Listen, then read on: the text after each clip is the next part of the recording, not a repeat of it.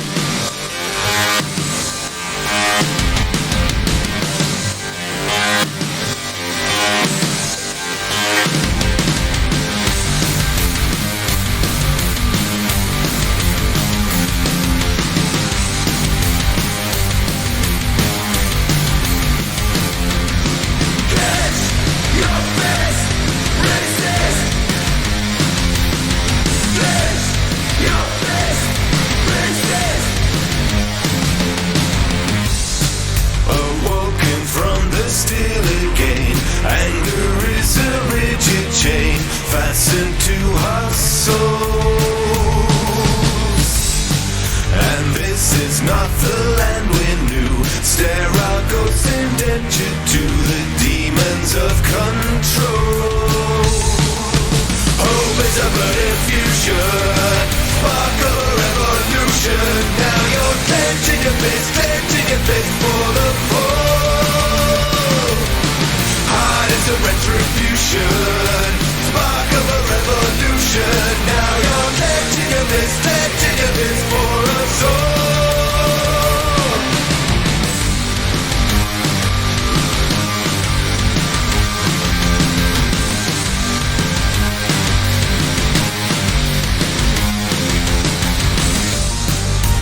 All that they have taken, killed, those once strong have lost their will, fought upon the vine.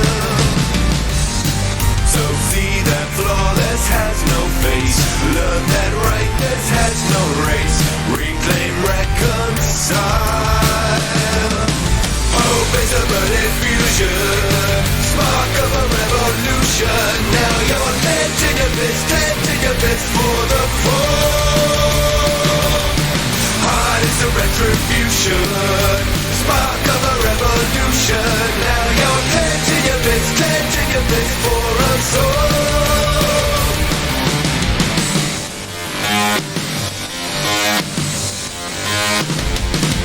Clench your fist, resist. Clench your fist, resist.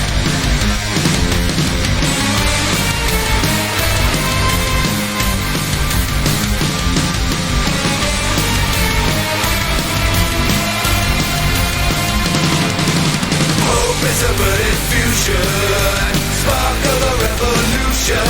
Now you're clenching your fist for the foe. Heart is a retribution, spark of a revolution. Now you're clenching your fist for a soul. We're lighting up the embers, we're rising from the dust.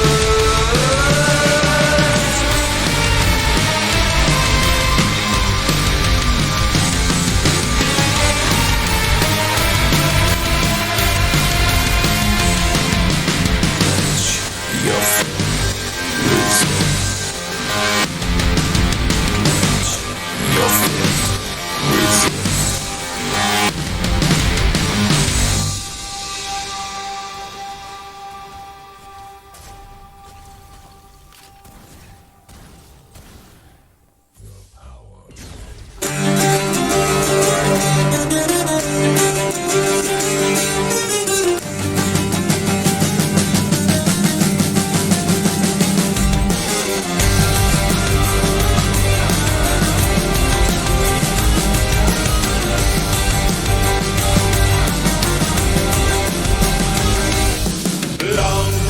the raging days, walk the world upon my weary way, bestowed with the blatant phrase, far too long I've been a lonesome stray. These lines upon my brow, they beckon to me now. I followed the path so long, I've weathered this tide, through everything carried on, with strength in my stride. I followed the path so long, I need a place where I belong at last. Ooh, at the end of the path, I rest my weary feet. At the end of the path, in quiet comfort wings, warm glow in the golden shine, come to rest under the Virabine. Dark flow from the oldest shrines, blind to blood under the weapon wine, with black blood in my veins, my silver saints again. I follow the path so long, I've weathered this tide, through everything carried on. It's hard as my hide, I follow the path so long. The oldest fate is faded now at last. Ooh, at the end of the path, I rest my weary feet. At the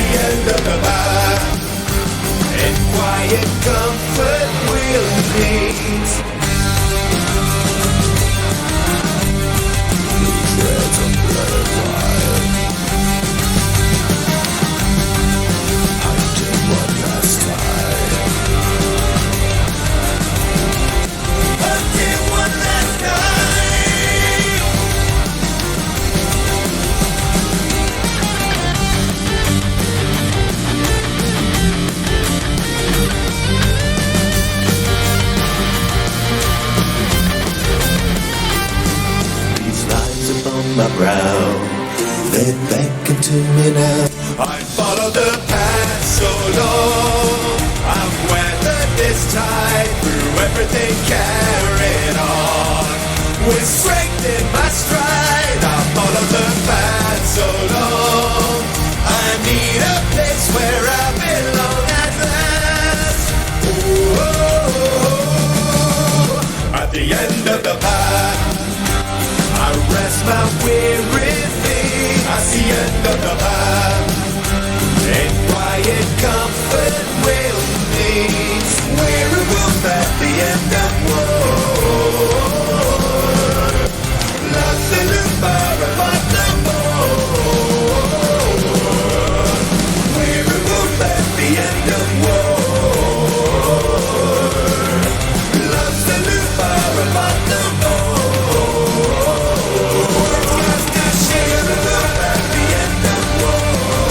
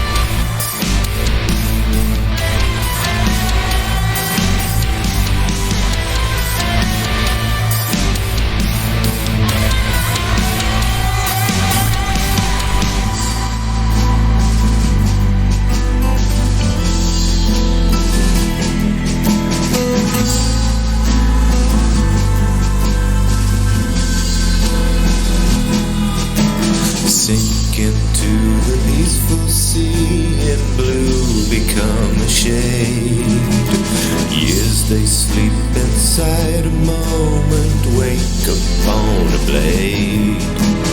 Resist, remain, shaken from the still. Resist, remain, no more time to kill.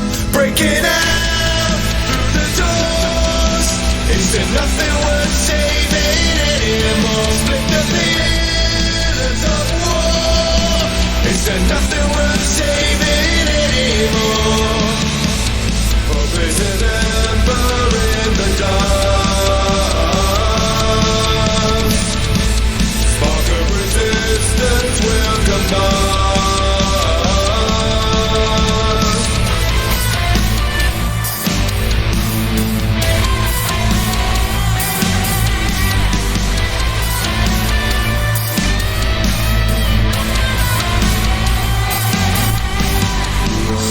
Burn the bonds of order, sisters slash the chains. Concrete titans scar the skyline, rotten to the grain.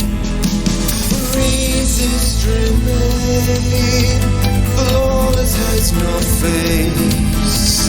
Resist, remain, rightness has no race.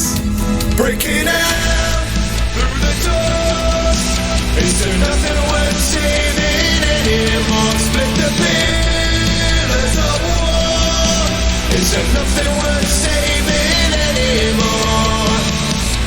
Hope is an ember in the dark.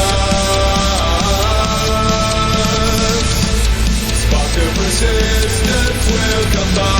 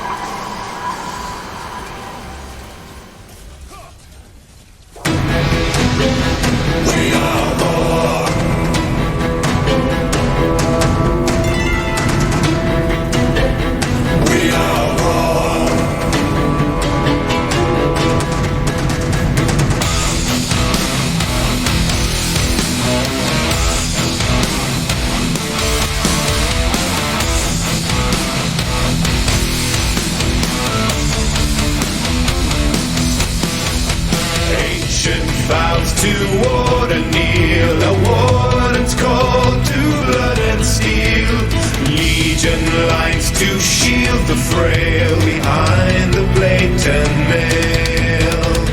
'Cause from a place now further from grace we fall.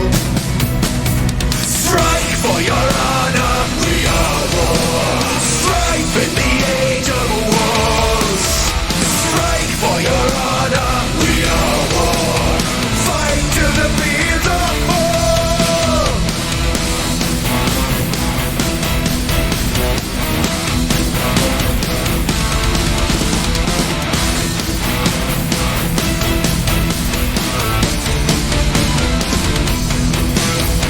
Titans forward, smash the walls, still worthy of Valhalla's halls. Storm the land and raise the shores, a nation born of war. Broken of soul, we've broken the bones of all. Strike for your honor, we are war. Strife in the age of wars. Strike for your honor, we are war. Fight to the fields of war. Blades ever broad, cracks in the armor upon the world. Out of the walls, stone better lingering scars of 1,000 years.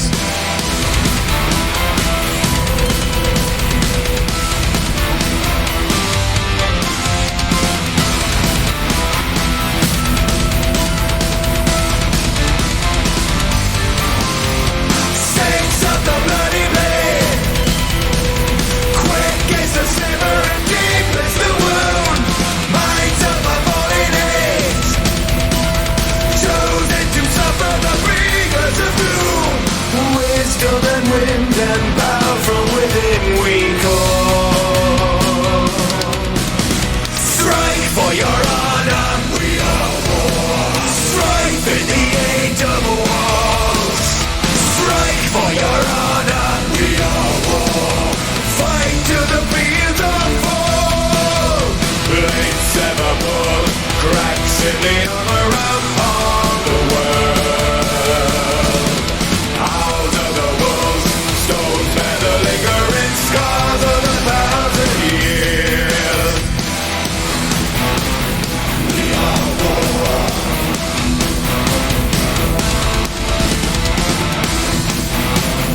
We are war.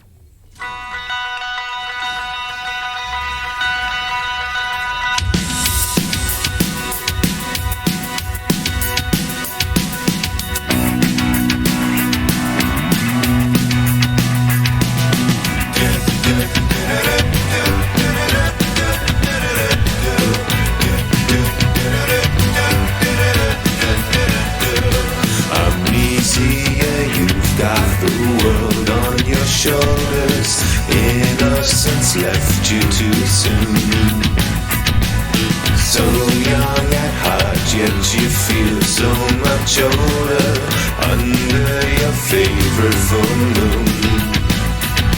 So trust a little time, so to be afraid. Just a little time, gonna make it fade. Your heart is gonna shine and you're gonna make us proud.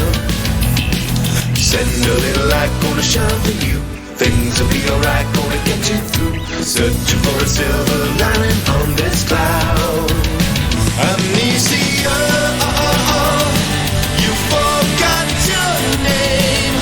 Don't let your spirit fade away. Amnesia, you've been through such pain, but your little heart is growing stronger every day. Hey, don't fade away. Don't fade away. Amnesia, you've got this burden to bear now, hiding away from the world. But deep down behind that disguise that you wear now, I see a lost little girl. So trust a little sign, so to be afraid. Just a little time, gonna make it fade. Your heart is gonna shine and you're gonna make us proud. Send a little light, gonna shine for you. Things will be alright, gonna get you through. Searching for a silver lining on this cloud. Amnesia, you forgot your name. Don't let your spirit fade away. Amnesia, you've been through such pain, but your little heart is growing stronger every day. Hey, don't fade away. Don't fade away.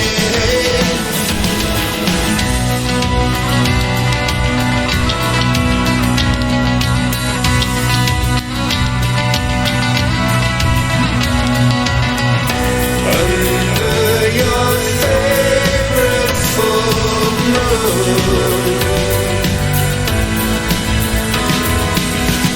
Under your favorite full moon.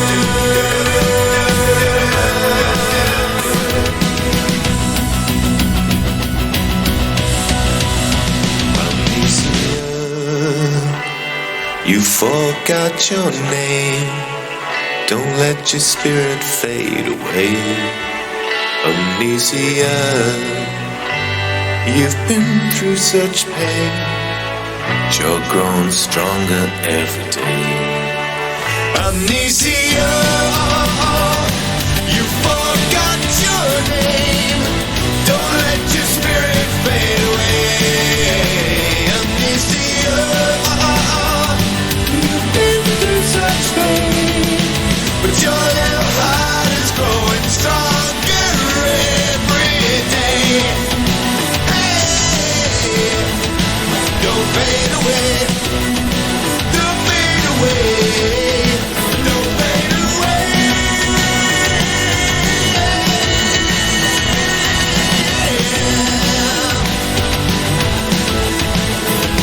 Come on.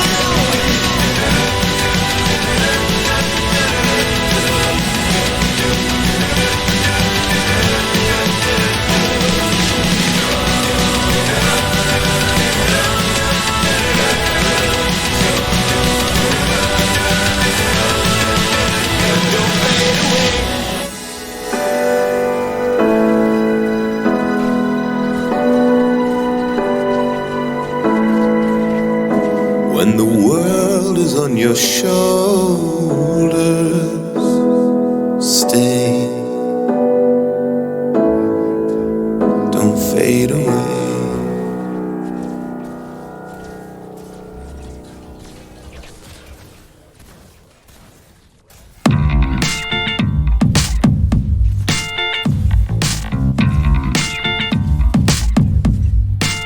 What should I do?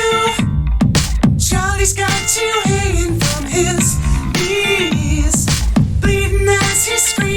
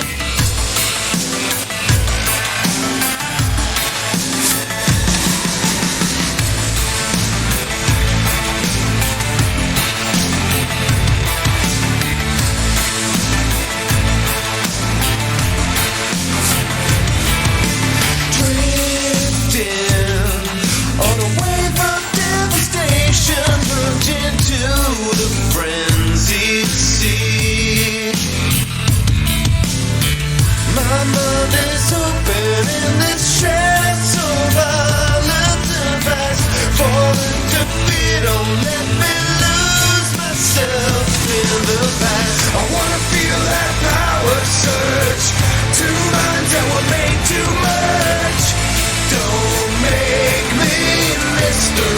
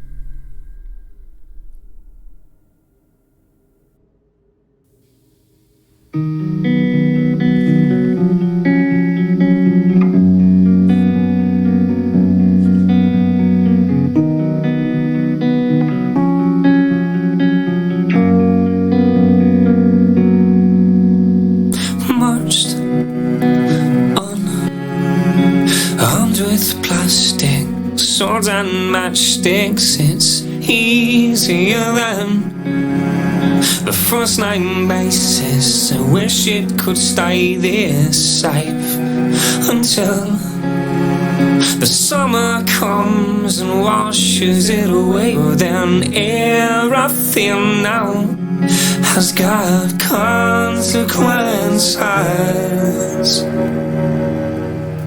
I know you're waiting for the snow to fall, but there's no snow around here. I know the lights are long, they're wrong, but they're wrong.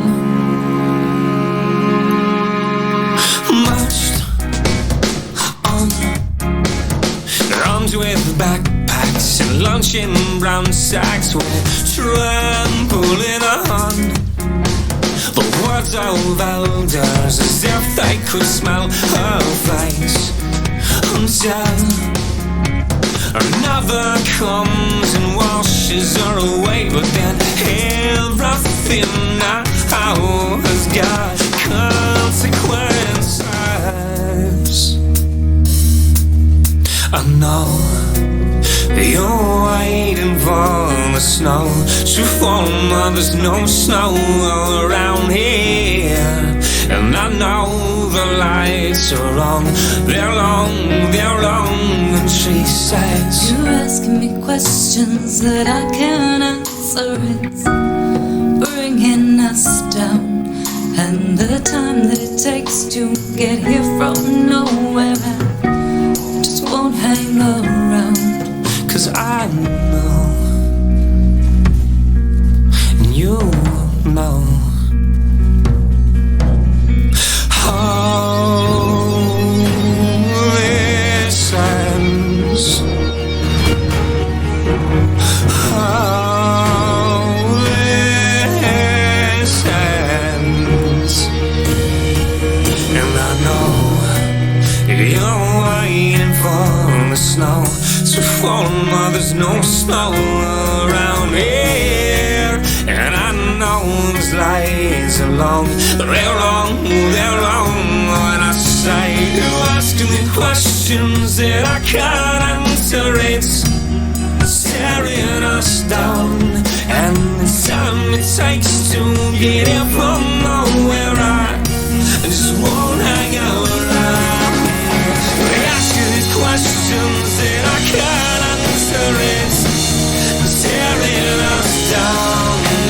The time it takes to get to this war zone, I just won't hang around.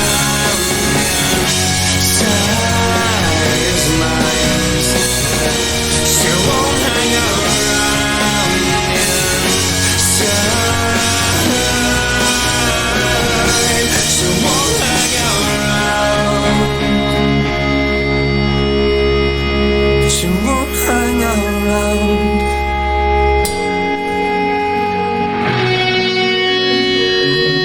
She won't hang around.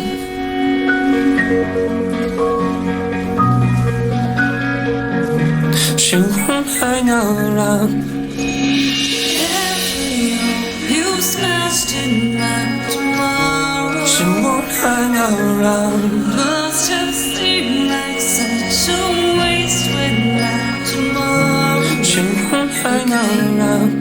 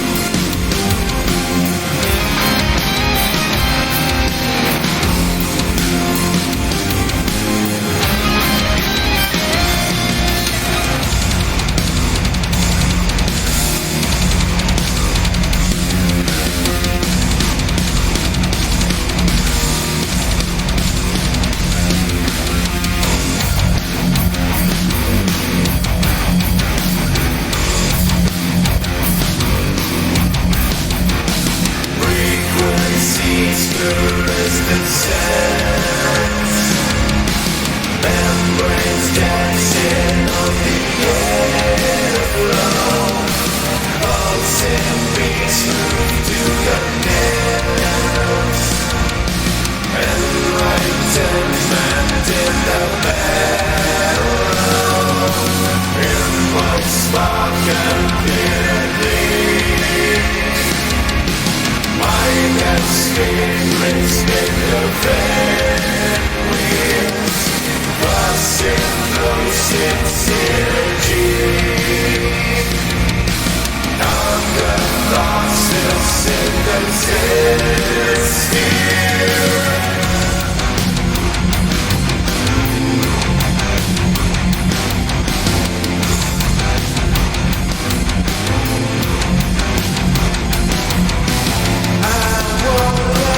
You suffer in silence.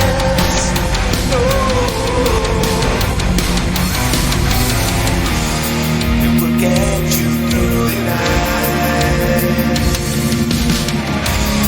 It will get you through the night. And hey, don't you lose it. You're gonna beat it back this time around. And hey, can you hear the music? Come on and lose yourself inside the sound.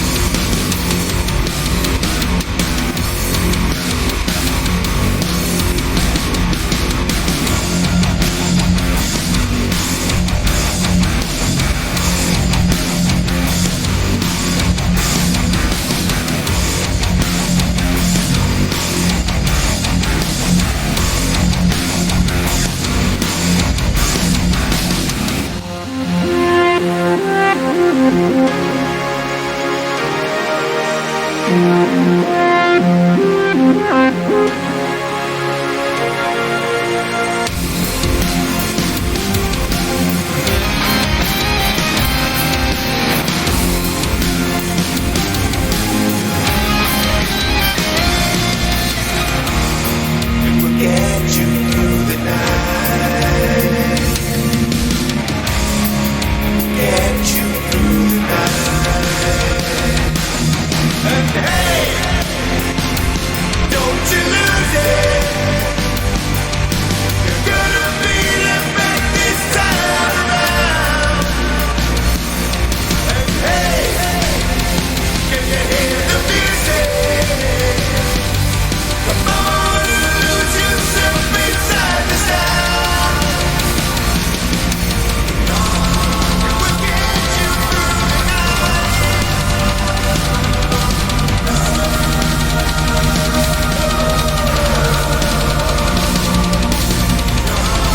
It will get you through the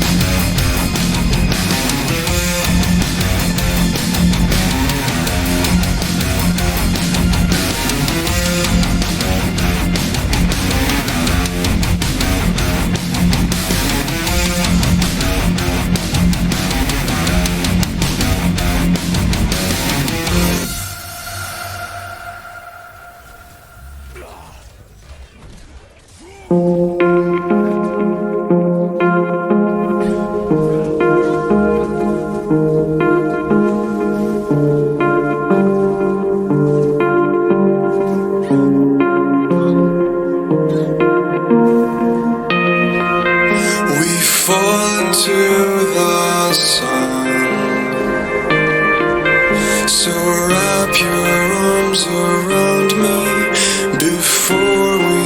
seasons and are gone, fall to the sun.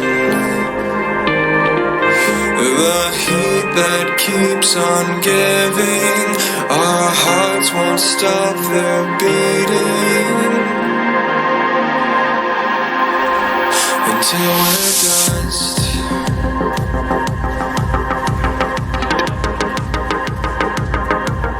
Until we're dust. Until we're dust.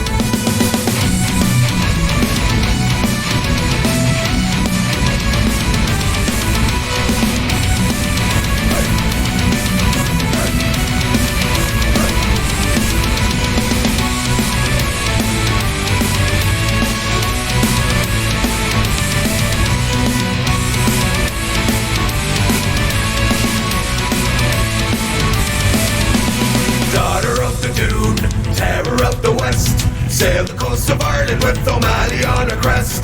Sailors on the blue, shaking in their cots, feeling the foreboding of the terror that she wrought. Up the hull and away we go, stop the galley of gold.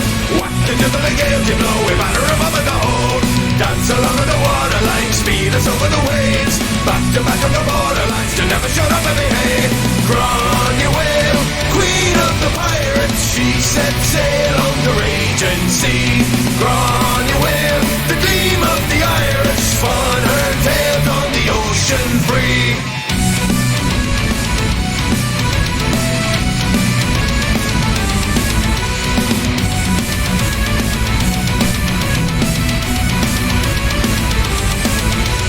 Never to be caught, tangled on the ropes, had to wait a lengthy locks in order to elope. She would lose no fight, and she would take no shite, stole the noble offspring in the middle of the night. Up the hull and away we go, stop the galley and go. Whack the tizzling gales they blow, we batter them up in the hold. Dance along on the waterline, speed us over the waves. Back to back on the borderline, to never shut up and behave. Run you will, queen of the pirates, she set sail on the raging seas. Run you will, the gleam of the Irish, spun her tales on the ocean free. Bonry in the Paragon, Krog August Frame, Exasteler the Downta, Colleen Frid de Fame, Tour Queen the Bratana, Aish Lesh a Bake, Swish the Bottom Bromach, and Cousin Darren Break, never to fall.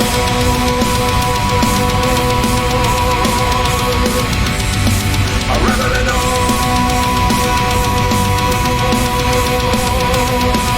yeah! Run you will, queen of the pirates, she set sail on the raging seas. Run you will, the gleam of the Irish, spun her tales on the ocean free. Run you will, queen of the pirates, she set sail on the raging seas. Run you will, the gleam of the Irish, spun her tales on the ocean free.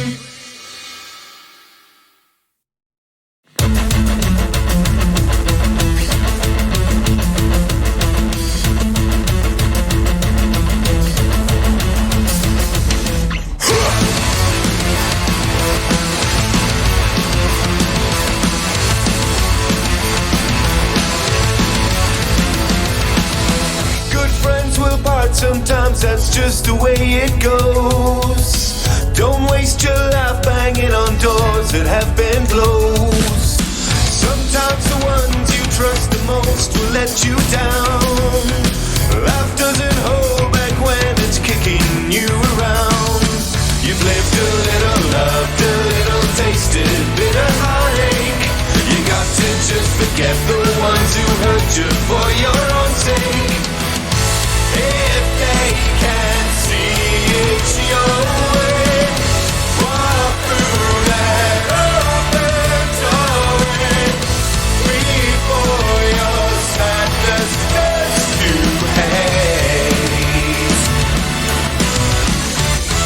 Evacuate all, evacuate all, evacuate all. Don't let it get you down. Such a scary place when you're alone. You're on an empty stage, you got no microphone. But don't you hide behind the curtains in the wings. Step out into the lights and let them hear you sing. You've laughed a little, cried a little, now you know the dangers. You've seen so many faces, once familiar turn to strangers. If they can't see it's your way, walk through that open doorway before your sadness turns to hate. Evacuate all, evacuate all, evacuate all. Don't let it get you down. Sometimes you just gotta make your own way. It's alright.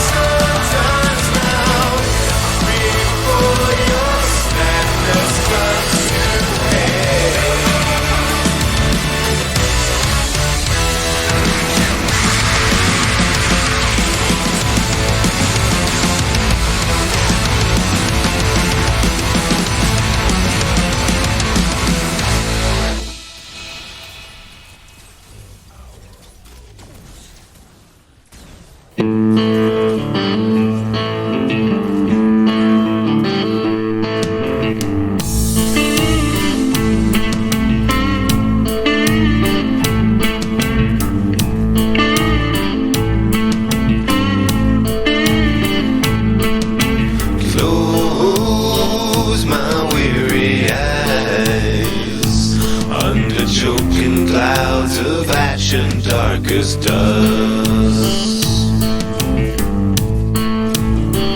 The silver kiss of sleep is lost.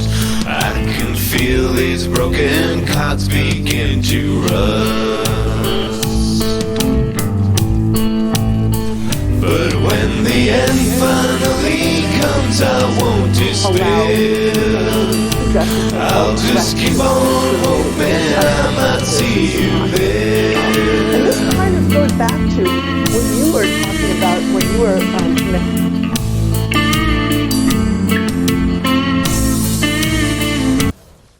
mentioning Bill Barr.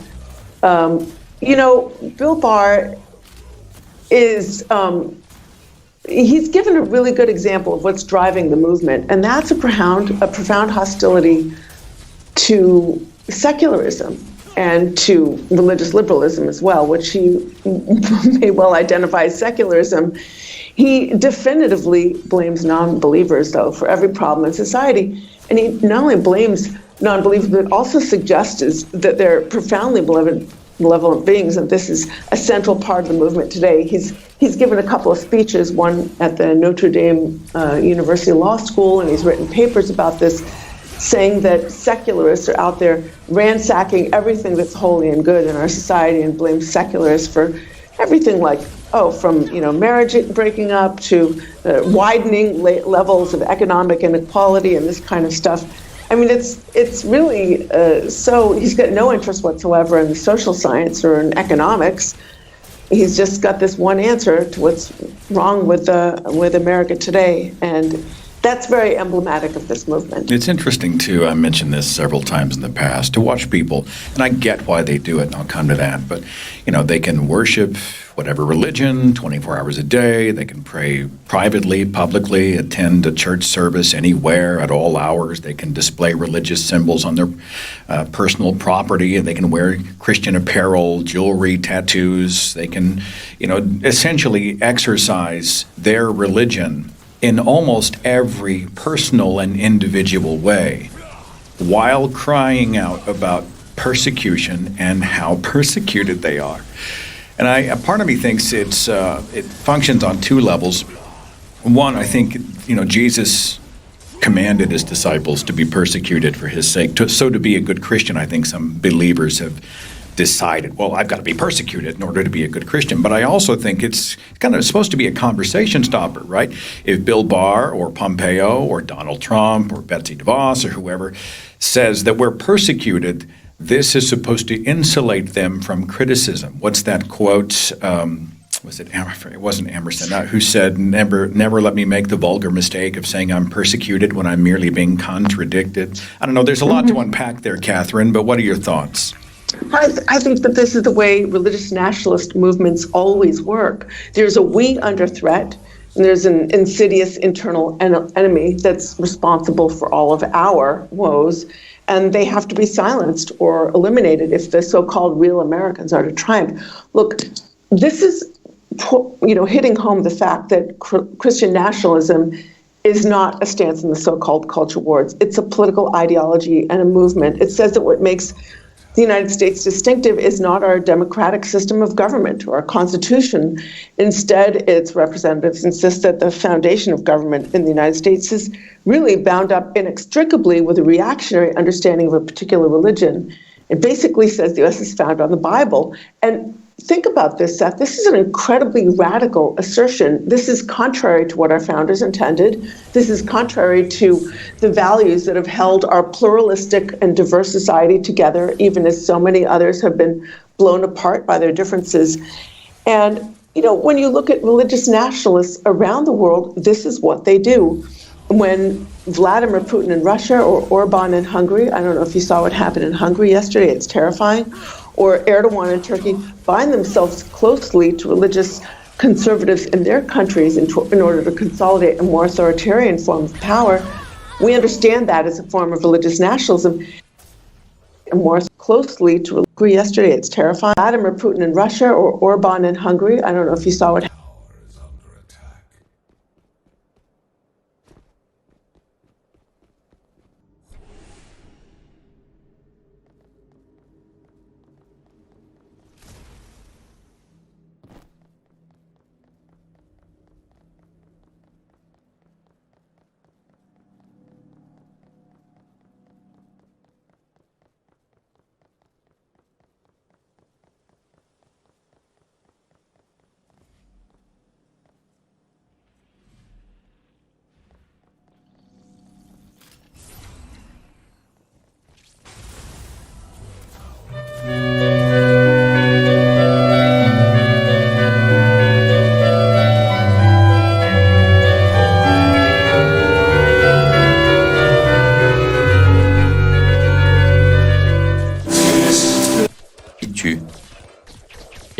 Dieu de l'univers. La prière.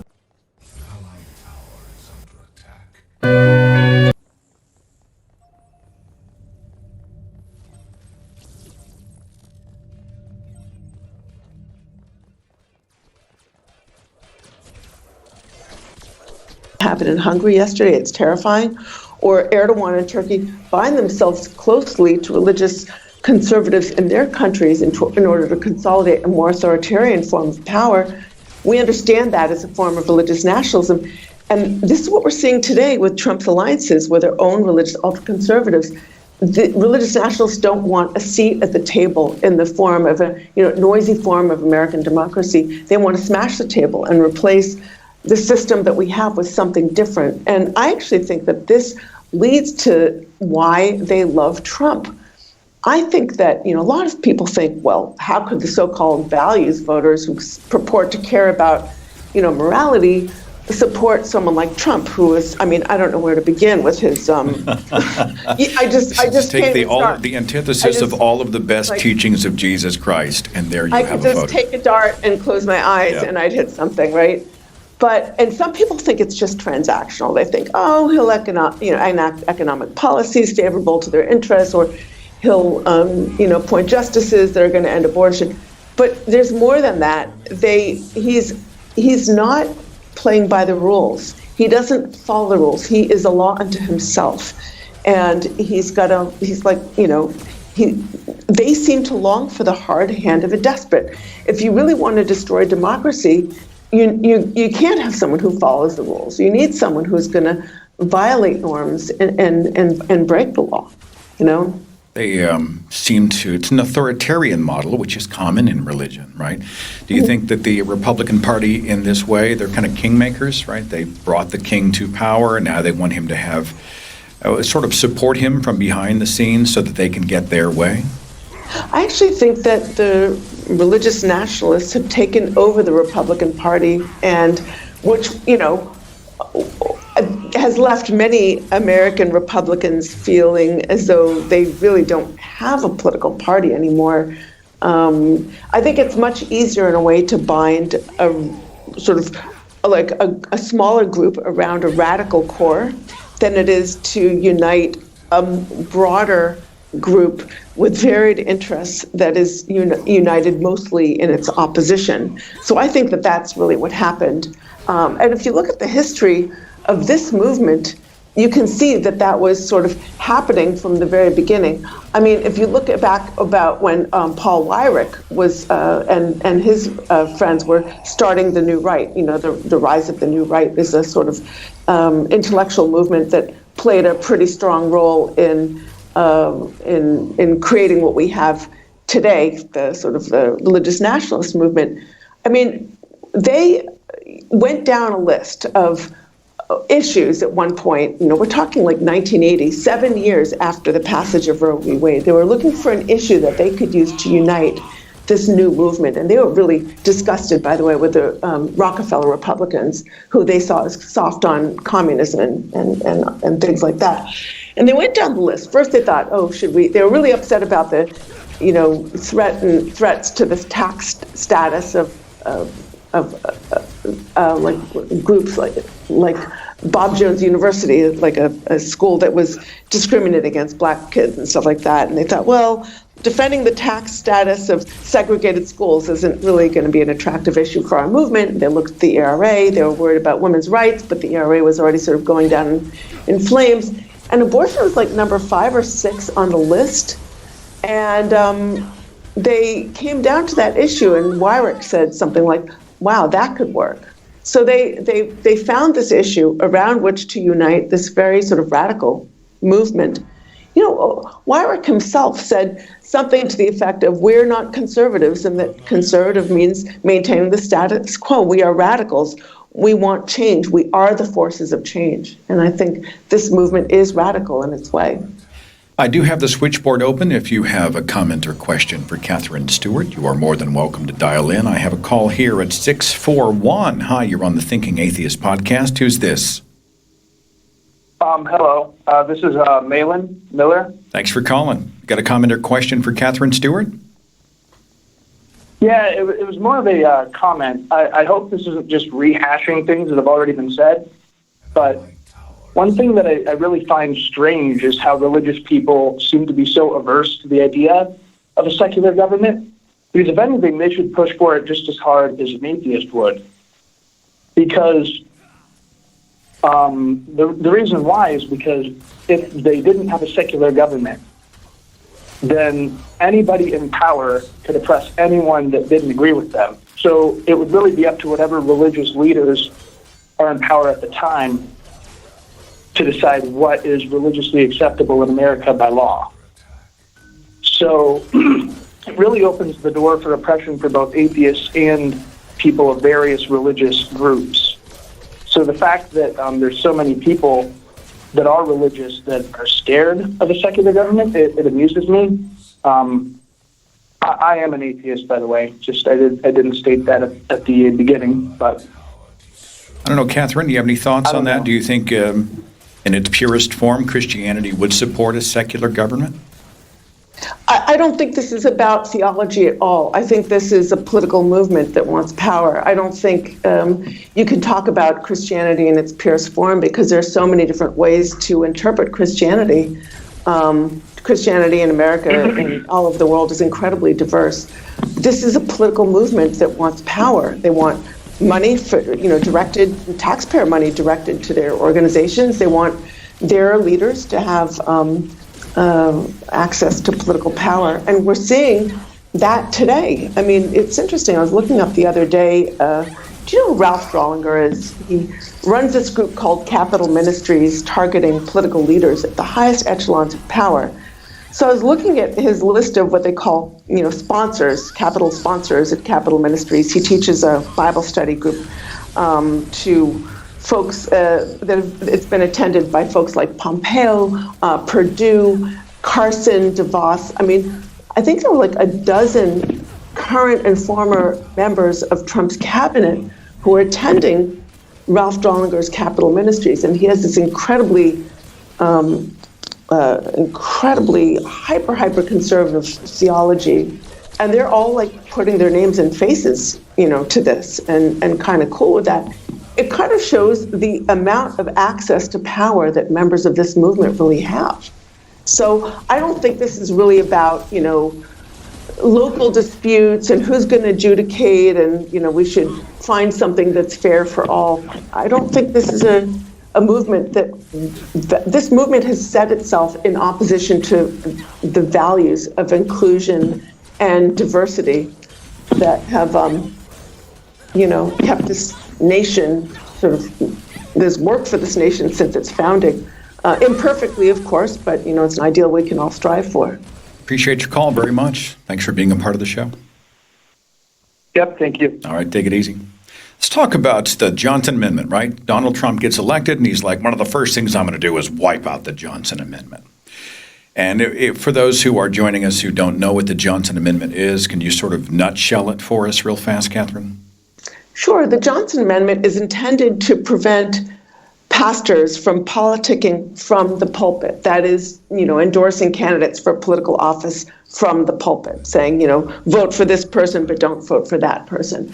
But, the Johnson Amendment has already been vetoed on the ground because large numbers of America's conservative churches are acting essentially as partisan political cells. And they're not just doing it, at their own behest. They're doing it at the urging of large-scale organizations such as Watchmen on the Wall. Now, let me tell you what that is. Watchmen on the Wall is a network of pastors. They've got at least 27,000 participating pastors. It's an initiative of the Family Research Council, which is one of the leading policy groups of the religious right. So Watchmen on the Wall gets these pastors together. They have gatherings of conservative-leaning pastors, often in swing districts, and they have speakers that get them to understand these are the ways to vote your values. You need to vote, get your congregants to vote their biblical values, and they say, these are the ways to do it. So first thing they do is they tell them, these are the issues that matter most. And it's always, abortion, abortion, abortion. And then there's some other issues too, but abortion is definitely the front and center. And then they give them these amazing tools to turn out their congregations to vote their so-called biblical values. They give them these very explicit voter guides. And when you look at these voter guides that are produced by these places like the Organization for Family Policy or the American Family Association or the Family Research Council, these voter guides leave no doubt about which way you're supposed to vote in order to vote your biblical values. They don't use the word Republican, but they're clever. Yeah, they're really clever. They really try to, maintain the appearance of neutrality, but when you attend those events, and I have attended those events, there's no neutrality whatsoever. And they also encourage pastors to form what they call culture impact teams within their churches. Now, culture impact teams are groups of congregants that the pastor picks who are going to do the politicking, essentially do the politicking for them. They're going to, introduce other members of the congregation to these issues and to these tools and say, look, these are how to vote your biblical values. They actually give them this guidebook. It's got 200 pages of material about how to establish a culture impact team within your church. And so the idea is that the pastor can be up there, supposedly politically neutral, but then you've got these people within the congregations who are actually, spreading the word about how to vote the right way. And one pastor I spoke to who was involved in this type of initiative, he said the culture, it threads a separation of church and state loophole. He actually called it a God-given loophole. It's like a way to get around the Johnson Amendment. So it's really funny. I went to another one of these events in Chula Vista, California, that was largely for Latino pastors, conservative-leaning Latino pastors. And the speaker said to these pastors, he says, when your congregations are asking you about these economic issues, he said, what's more important, talking about the minimum wage or talking about life? So the implication is what's more valuable, a few extra dollars or life? So they really even get Latino pastors or pastors in congregations where they have, a lot of issues to worry about, economic security, food security, and things like that, but they're still getting them to vote on those, one or two or maybe three, core biblical issues. That's interesting. Okay, you've got the Christian white nationalists who are now pandering to those who have long been oppressed by the Christian white nationalists. That's weird. Mm-hmm. Yeah, this movement is often characterized as a white movement. And I think, for some of the white people in the rank and file, it's like an implicitly white movement because for them, it's part of a vision that involves recovering a nation that was once supposedly both Christian and white. So it's like a form of identity politics because it's tying the idea of America to a set of approved religious identities and cultural identities. But leaders of the movement, they understand demographics as clearly as you are. Siege. An enemy inhibitor is down.